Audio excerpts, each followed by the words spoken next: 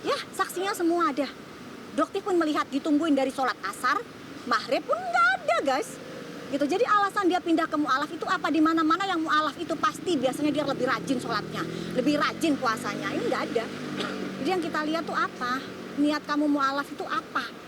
Itulah pertanyaannya. Sampai kemarin Kohani kan sempat datang ke Rutan sendiri. Betul, jadi Kohani juga sudah bertemu dengan beberapa sipir dan mendapatkan pernyataan bahwa memang saudara tersangka DRL tidak pernah melakukan ibadah sesuai dengan apa yang diharuskan. Ya, jadi beliau membatalkan untuk menjenguk dengan membawa Al-Quran. Ya, jadi beliau membawa Al-Quran untuk menjenguk dan dibatalkan karena beliau merasa kecewa, ternyata beliau juga kena prank. Begitupun dengan Ustadz Felix dan Ustadz siapa? Dennis Lim. Ya, Dennis Lim dan Ustadz Felix alhamdulillah sudah dibukakan mata hatinya bahwa memang dia menyadari udah kena prank oleh tersangka DRL. Tinggal Bang Dery Sulaiman. Dotif harapkan Anda bisa berdiri tegak lurus ya di dalam agama. Ya, jangan silau dengan harta benda. Ya, karena semua yang Anda lakukan akan dipertanggungjawabkan. Anda seorang public figure, Dery Sulaiman, Bang Dery. Ya, jadi jangan karena apapun, apalagi uang, membuat mata hati Anda tertutup. Siapakah seorang tersangka DRL? Dok, tadi kan dari pengacara DRL sendiri kan nggak sih dok, para ustadz tersebut dengan pihak DRL menyatakan bahwa benar adanya Kalian silakan tanyakan langsung ya ke Kohani, karena semua ada di Kohani. Semua bukti ada di Kohani. Silakan ditanyakan langsung ke sumbernya, yaitu Kohani, karena Kohani tidak pernah berbohong. Ya, tidak pernah berbohong. Silakan nanti tanyakan ke Kohani. Silakan seperti apa.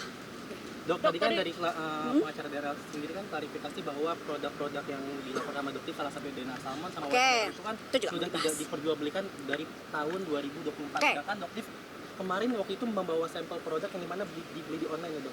Jadi gini ya Aziz, Doktif ajarin sedikit hukum ya. Karena Doktif juga akan belajar hukum ya, ilmunya Doktif udah banyak. Doktif tahu. Lebih baik Anda belajar lagi soal hukum. Ya, Undang-Undang Perlindungan Konsumen itu tidak perlu adanya korban. Ya, tidak perlu adanya korban sampai masuk rumah sakit sampai cacat. Belajar dong, masa gitu aja nggak tahu. Ya, yang dijanjikan klien Anda, tomat busuk suplemen WT itu mengandung tomat putih. Dan di situ tidak ada tomat putih, itu namanya nipu. Tahu nggak Aziz? Ya, tidak perlu ada korban. Yang penting sudah ada yang beli. Ya, apakah harus nunggu sampai masuk rumah sakit sampai ada kematian baru melaporkan? Nggak begitu. Ya, dan ini adalah delik formil. Ya, bukan delik material. Nanti kita buktikan di persidangan.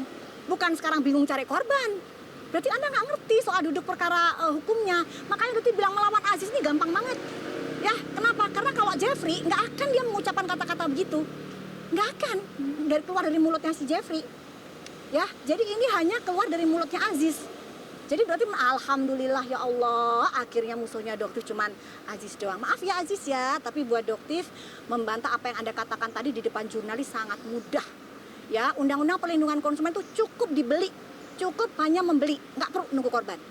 Ingat, delik formil bukan delik material. Kita nanti buktikan di pengadilan. Dok, balik lagi ke Miss Gosip tadi, dokter sempat bilang laporan dari Miss Gosip ke dokter tidak akan diterima. Mungkin apa dok yang Ya karena buktinya nggak ada, dia hanya mengada-ngada. Di warehouse yang kita kirimkan itu adalah produk yang NA-nya sampai detik ini masih digunakan. Sedangkan dia bilang produknya itu NA-nya sudah ditarik, itu semua tidak ada.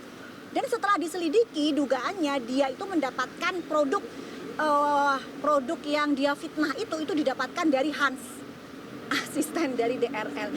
Jadi kalian ingat nggak sih zamannya dulu pada saat DRL menggunakan Afrizal, anak buahnya, seolah-olah Afrizal itu Doktif yang suruh dipenjarakan selama 22 hari. Ini Doktif buka di kalian ya, supaya kalian tahu. Detik-detik sebelum dilakukan penahanan terhadap tersangka DRL, Doktif bertemu dengan dia di dalam Krimsus. Ya, dan Doktif langsung katakan kepada dia. Atau mungkin pada saat sama kamu ya kalau nggak salah ya. Doktif katakan bilang begini. DRL, kamu bikin Afrizal penjarain selama 22 hari. Kita lihat berapa lama Doktif akan bisa penjarain kamu. Ya, karena orang kecil ini kamu zolimi. Orang yang dizolimi itu langsung nyampe doanya. Ya, yang setia sama kamu selama 2 tahun melayani kamu masukin ke penjara, kamu fitnah habis-habisan, ya, hanya karena uang 1,5 juta. Nanti Afrizal akan Doktif tampilkan di depan kalian semua dan dia akan membongkar kedok seorang tersangka DRL yang mengoplos body lotion yang tidak berbahaya, tetapi dia oplos dengan kandungan berbahaya dan dia tampilkan ke publik body lotion tersebut berbahaya.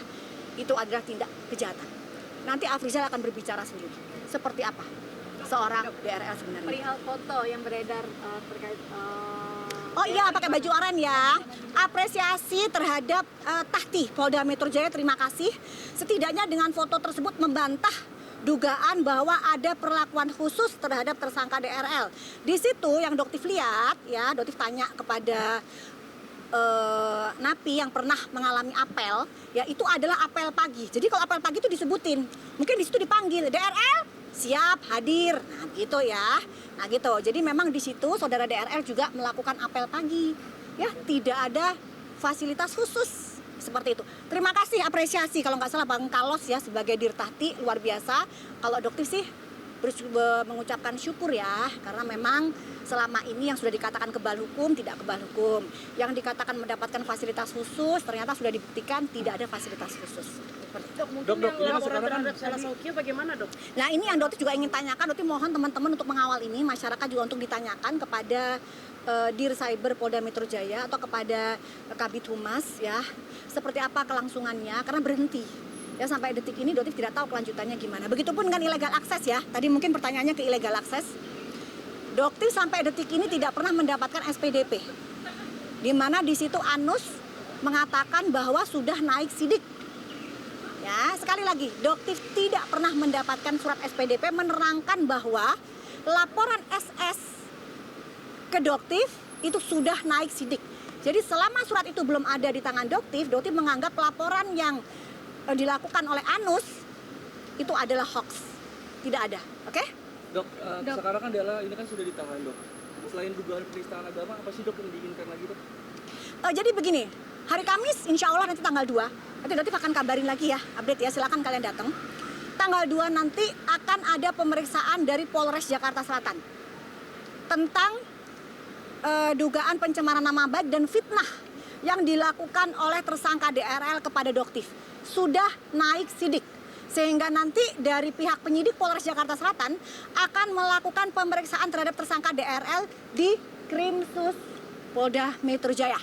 Jadi buat kalian yang ingin melihat bagaimana tampang tersangka DRL tidak menggunakan kupluk, tidak menggunakan wig, Doktif berharap dia nggak pakai kupluk ya guys. Ya, jadi kita bisa lihat apakah rambutnya sudah tumbuh di dalam sel menggunakan serum penumbuh rambutnya atau tetap botak seperti aslinya. Ya, jadi nanti mungkin akan dibawa dari Tahti Polda Metro Jaya, dia akan dibawa dengan berbaju oranye dan berborgol, ya. Dia akan dibawa menuju ke sini. Karena tidak akan mungkin pemeriksaan dilakukan di dalam tahanan. Nanti pemeriksaan akan dilakukan di Krimsus. Jadi silahkan kalian lihat nanti bagaimana tampangnya dia menggunakan baju oranye dan tangan di borgol. Tanggal 2 insya Allah nanti jam 10 pagi. Dokter ikut mendampingi? Ikut dong. Sekaligus Doktif mau tanya rambutnya udah tumbuh belum di dalam gitu ya. Oke. Fitri, satu lagi dok, Fitri Sauteru masih mangkir dari pemanggilan? Untuk saat ini sudah enggak, ya jadi cukup pemanggilan 2 kali. Kalau misalnya ternyata FS ini mangkir ya silahkan, nanti kan sudah naik sidik, nanti akan dipanggil ya, kalau dia nggak datang jemput paksa. Seperti itu. Oke, Oke, thank you, makasih ya. Thank you, Dok. Kak Dini, tolong Kak Dini.